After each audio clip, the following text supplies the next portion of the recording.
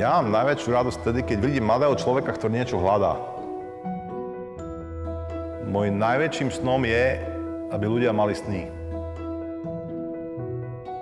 Teraz žijeme to, čo možno niektorí naši pradedovia snívali. Mojím odborným snom je, aby som sa nejakou mierou, nejakým spôsobom zúčastňoval na svetovom vývoji umelej inteligencie.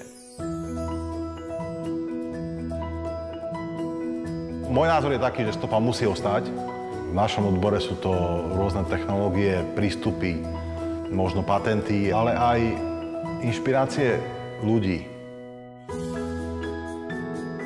Zvedavosť je absolútne kľúčová vlastnosť človeka, ktorý chce robiť alebo vytvárať nové myšlienky. Úspešný vedec z môjho pohľadu je človek, ktorý rád ide ráno do práce. Takže môžem robiť s mladými ľuďmi, to mi dáva viac energie.